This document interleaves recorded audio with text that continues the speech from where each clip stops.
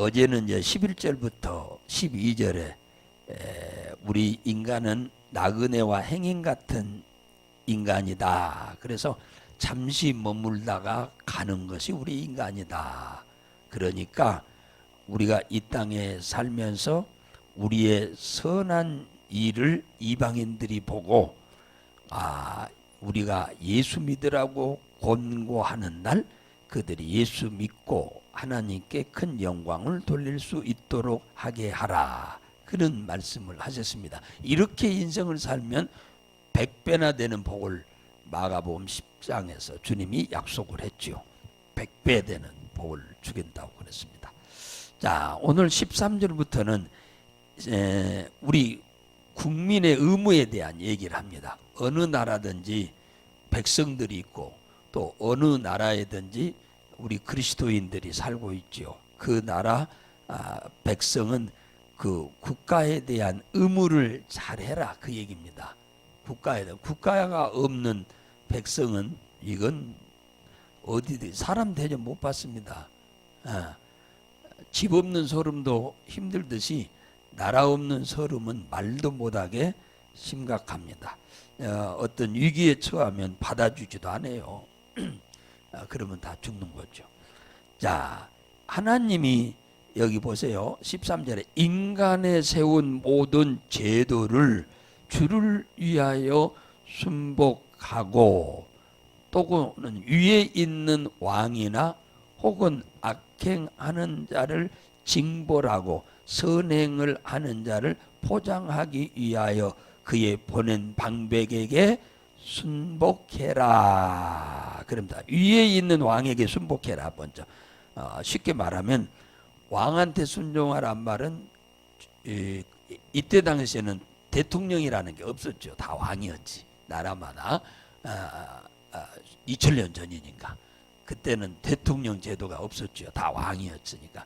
그러니까 어느 나라에 살든지 그 나라의 왕에게 순복해라. 그런데 그러면 왕이 하나님과 역행하는데도 순복하라고 하는 말은 아닙니다.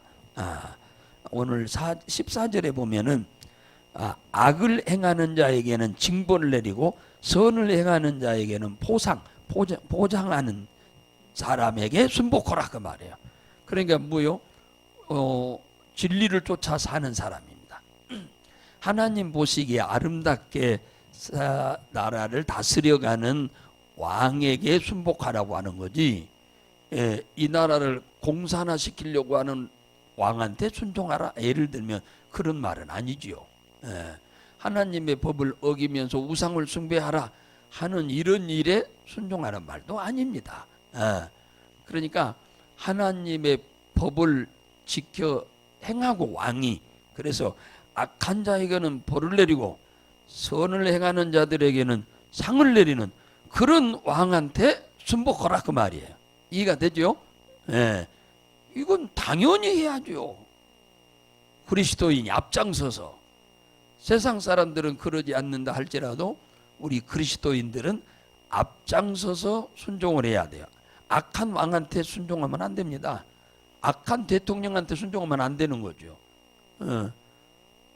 이 나라를 팔아먹으려고 하는, 예를 들어서 그런 왕한테, 대통령한테 우리가 순복하면 안 되겠죠. 예를 들자면 그렇다고 말이죠. 하나님의 법을 따라 이 나라 백성을 위해서, 우리나라의 미래를 위해서, 장래를 위해서요, 이 나라를 잘 다스려가는, 지금 우리가 살고 있는 이 시대에 우리가 살기도 좋아야겠지만 더욱 중요한 것은 우리의 후대에 사는 아이들에게 더 살기 좋은 미래의 나라를 만들기 위해서 꿈꾸고 애쓰고 노력하는 그런 지도자의 말을 잘 순복해야 한다, 그 말이에요. 그걸 분별할 줄 알아야 돼. 분별. 여러분들이 그걸 분별할 줄 모르면 그건 지혜가 있는 사람이 아니에요. 그 믿음이 있다고 할 수도 없어. 그것은 이걸 분별할 줄 모르면 안 되죠. 옳고 그름도 분별 못하면 안 된다고 말이에요. 여러분들은 개인적인 생각 가지고 사는 것은 그 믿음이 아니죠. 하나님의 말씀을 기준으로 삼아서 우리는 모든 매사를 봐야 돼요. 세상을 볼 때 이 사람이 이 대통령이 바른 사람이다 아니다. 여러분들 주관적인 생각 가지고 생각을 하면 안 되고 성경에 비추어서 우리는 모든 것을 봐야 한다. 악법을 만드는 왕에게 순종하란 말이 아니라 선을 행하는 자에게 순종하라 그 말이죠. 그런 관리들에게 순종해야 한다. 이것이 한 나라의 백성의 당연히 행해야 할 의무다 그 말이에요. 옛날에 일제시대 때 일본 사람들이 우리나라 백성들한테 일본 신사에 절해라. 그건요 이방인들에게는 그게 아무 부담이 안 돼요. 아무 것이나 이방인들은 섬기니까. 이방인들은 아무 것이나 섬겨도 상관없어요. 그들은 아무 종교나 다 복을 준다고 생각하니까. 그런데 우리 기독교는 하나님은 단 한 분이요. 우리의 구원자도 단 한 분입니다. 오직 예수 그리스도 한 분이요. 그러니까 우상을 숭배하거나 신사에 절을 하면 절대로 안 되는 거예요. 그러니까 그런 사람의 말을 들어서는 절대로 안 되는 거죠. 그것이 다 옳다고 생각했으면 왜 우리가 독립운동을 합니까? 그냥 거기서 살지 그냥. 잘못 가르치니까 잘못 백성들에게 잘못 행동을 하니까 나라를 잘못 다스려 가니까 우리가 독립운동을 하려고 했던 거 아니겠어요? 그래서 오늘 16절에 보면 뭐라 하냐, 우리 자유한 곳으로 죄를 가리우는 일에 쓰면 안 된다. 자유. 우리는 예수 그리스도의 구속의 은혜로 죄에서 자유함을 얻었고, 그래서 우리 죽은 영이 살았지요. 사단에게서 자유함을 얻어서 그 다음에 지옥에서 자유함을 얻었죠. 그러니까 이 자유함을 얻은 우리가 이 자유를 가지고 악을 가리우는 데 쓴다면 악의 편이 되어서는 안 된다. 악을 옹호하는 일에 써서는 안 된다 그 말이에요. 근데 오늘날 너무나 많은 기독교인들이 악을 옹호하는 데 사는 사람이 너무 많다. 악을 옹호하는 일에. 악한 일을 옹호하면 안 돼요. 절대로 악을. 우리는 악한 사람을 있으면 그를 위해서 기도를 해야 돼. 기도를. 그러죠? 우리가 직접 가서 어떻게 그냥 당장 어떻게 할 수가 있는 일은 아니잖아요. 그러니까 거기에 동참해서도 안 되고 그들을 위해서 기도를 해야 한다 그 말이에요. 절대로 그런 일에 하나님이 십자가에 죽기까지 해서 우리를 자유케 준 것은 그런 악의 옹호자 동참자가 되라고 하나님이 우리를 자유케 준 것은 절대 아니다 그 말이에요. 진리와 함께 하라고 주님이 은혜를 베푼 거죠. 그래서 여기에 이제 구체적인 몇 가지 얘기를 하고 있는데 거기에 이렇게 얘기하잖아요. 16절에 보면 자유하나 그 자유로 악을 가리우는데 쓰지 말고 그 말이에요. 악에 동참하거나 악을 덮는 일에 악한 일에 동참하지 마라 그 말이에요. 그걸 용인하는 일에 오직 하나님의 종과 같이 해라. 종이 뭐예요? 종이라고 하는 말은 둘로스란 말인데 노예, 종이란 말입니다. 머슴이란 말도 우리나라는 종이란 말을 보다 머슴이란 말을 많이 썼죠. 옛날에 또 종도 있었습니다만 이 종은 자기 자신을 파기시키고 주인의 뜻에 자기를 복종하는 것이 종이에요. 종의 자세예요. 그러니까 종은 주인한테 주인님 그렇게 하면 안 돼요. 그러면 그건 종이 아니에요. 종은 주인이 하라면 무조건 해야 하는 거예요. 그것이 옳고 그렇다 지가 옳다 그르다 판단을 내리면 안 돼. 종은 절대로 판단을 내리는 존재가 아니에요. 그냥 무조건 순종하는 존재지. 무조건. 그 되고 안 되고는 주인이 알아서 할 일이에요. 잘못 생각해서 시켰으면 잘못 결과가 나올 것이고 좋은 뭡니까? 일을 잘 생각하고 시켰으면 좋은 열매 맺겠지요. 그 결과에 대해서는 종은 신경 쓸 필요 없어. 주인이 시킨 대로만 하면 되는 거예요. 여기서 하나님의 종과 같이 하라고 그러잖아요. 하나님의 종과 같이 하란 말은 선지자들과 같이 하라 그 말이에요. 그러면 선지자들은 자기 뜻대로 하나요? 하나님의 뜻대로 하지. 자기 계획대로 하나요? 하나님의 계획대로 하지요. 자기의 의도대로 하나요? 하나님의 의도대로 하지요. 그러니까 종이라고 하는 개념은 자기를 주장을 하면 안 돼. 하나님 앞에 나를 그냥 파기시키고 그냥 하나님의 말씀에 무조건 아멘하고 순종하고 따르는 것이 종의 도리요. 이런 사람을 주인은 데리고 있으려고 하지. 주인의 말은 예 해놓고 가서 일을 안 해. 왜 안 했냐 그러니까 가만히 가서 생각해 보니까 주인의 말이 틀렸습니다. 그래서 안 했어. 그런 종 데리고 있을 필요가 있어요? 없지요. 이런 종은 데리고 있을 필요가 없는 거예요. 예. 그런데 오늘 성경은 그러잖아요. 예수 그리스도의 십자가의 구속의 은혜로 구원을 받고 하나님의 자녀 되었고 거듭났고 영원한 천국을 우리의 기업으로 받고 땅에서는 100배나 되는 복을 받을 사람은 이 땅에서 어떤 자세로 살아야 하느냐? 하나님의 종과 같이 살아라, 그 얘기예요.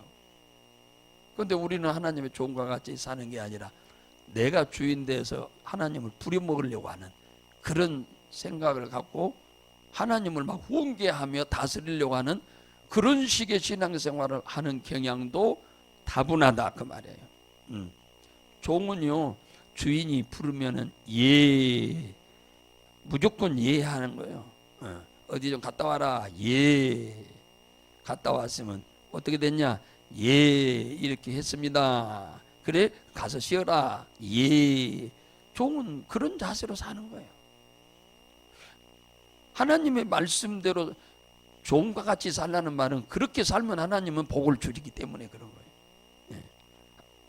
그 다음에 두 번째 여기 뭐라고 하느냐면 종과 같이 하라. 17절에 뭇 사람을 공경해라. 사람을 공경하라고 그러잖아요. 뭇 사람을 공경해라.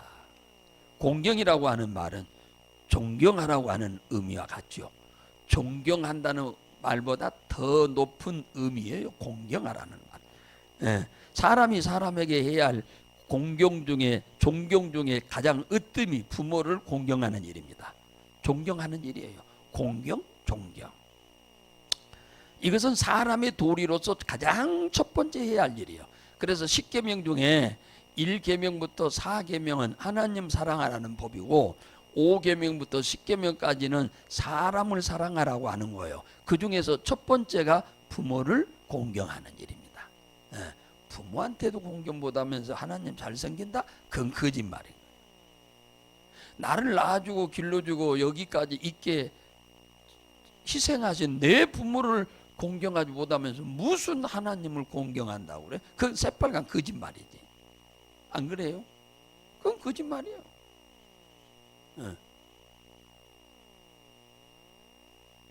그러니까 사람이 사람한테 해야 할 일 중에 가장 으뜸이 뭐냐? 부모요, 내 부모.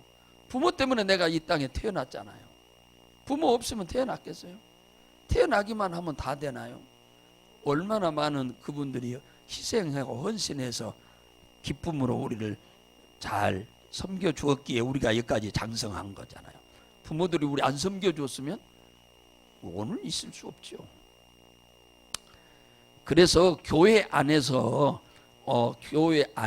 여기 그러잖아요. 뭇사람을 공경해라. 뭇사람. 교회 안에서는 진짜 공경해야 돼요. 노인은 이 디모데전서 5장 1절 4절 보면은 바울이 디모데에게 그 얘기를 했어요. 교회에서 늙은 남자는 아버지같이 대하고 늙은 여자는 어미같이 대하라. 그랬어요. 그러니까 그 말은 무슨 말이에요? 노인들은 잘 어머니 아버지 뻘 되시는 노인들은 부모처럼 잘 섬겨라, 그 말이에요. 교회에서. 네.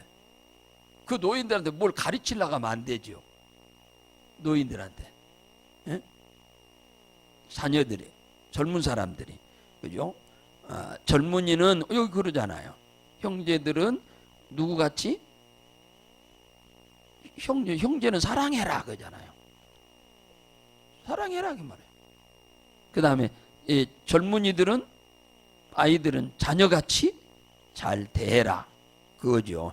그래서 예수 그리스도 안에 있는 모든 사람들은 한 형제라고 그래요. 우리는 이제 구분하면 이렇게 이 얘기를 하는데 전체적인 맥락에서는 그냥 형제, 자매 이렇게 얘기하잖아요. 그분 안에 예수 그리스도가 계신 것 하나만으로 우리는 존경하고 우리가 잘 귀히 여겨야 할 대상이다 그 말이에요.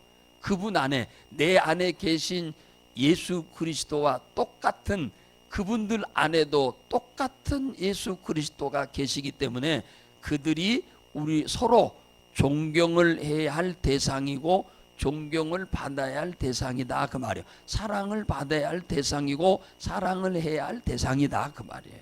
예.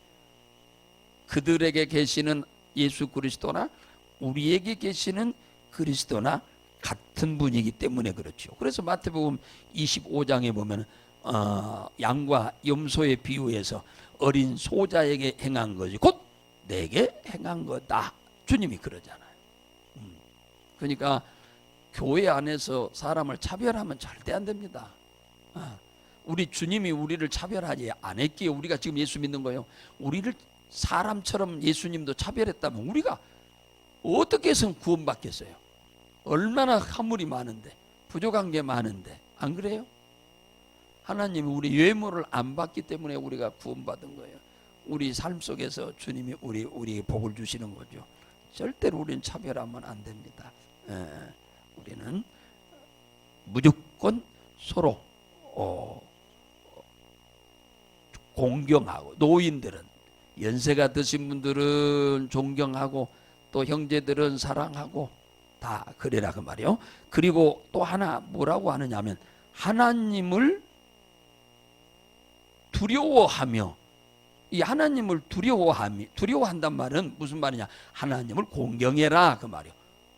이 공경이라고 하는 말은 사람한테 쓰는 용어인데 하나님한테는 공경이라는 말을 잘 안 써요.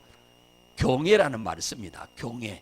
그래서 북한에서는 김정일이한테 뭐요? 경애하는 수령 우리 김정일 동지께서 그러잖아. 그 신으로 여기는 거예요. 이 경애라는 말은 이 신에게만 사용하는 언어예요. 그러니까 북한은 종교 단체예요. 종교 공산당이라는 종교 단체입니다. 저것은 국가라고 볼 수가 없어. 지금 종교 이단 사입이 종교 단체예요. 저거 완전. 네.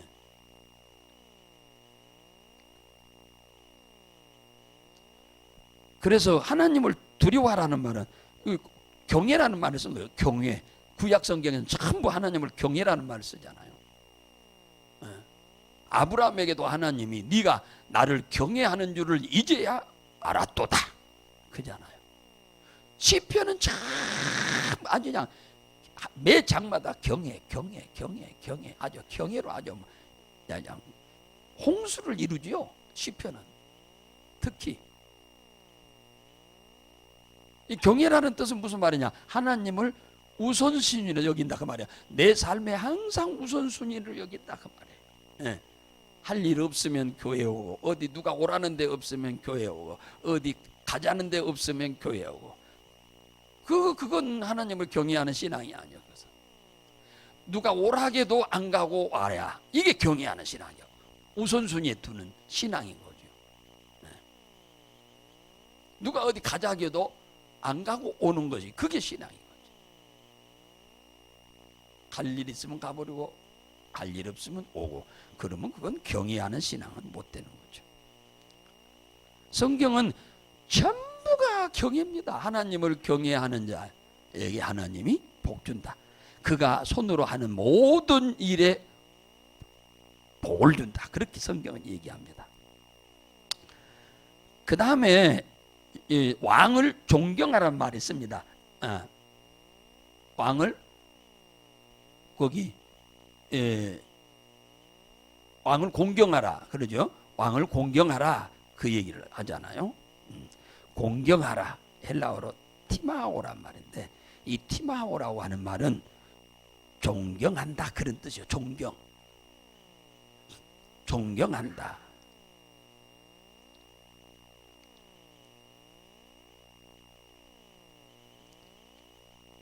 여기서 모든 무사람 무사람을 여기서 뭡니까 공경하란 말도 나오잖아요. 무사람이란 말은 너나 나나 할 것 없이 모두 그런 의미가 있죠. 그래서 교회 안에는 그때 당시에 양반들보다 쌍놈들이 더 많이 나왔어요. 우리나라로 말하면 옛날 그쪽은 쌍놈이란 말을 안 쓰고 뭐 종이라는 말을 썼죠. 예, 그때 시대는. 그러면 교회 안에는 종들도 나오고 주인도 나왔거든요. 밖에서는 주인과 종이 엄격히 구분되지만 교회 안에서는 종과 주인을 절대 구분하지 않았어요. 못하게 했어요, 성경은. 예, 절대로. 그러나 교회 안에서는 그렇지만은 밖에 나가면은 제도가, 세상 제도가 그러니까 종은 주인의 말에 예 하고 순종하고 주인은 일을 시키는 거예요, 명령으로. 교회 안에서는 다 서로 같은 예수의 피로 구원받은 자녀고 같이 그 사람 안에 있는 성령님이 계시니까 우리는 한 형제라고 그러잖아요. 아버지 피로 태어난 자식들은 형제라고 그래요.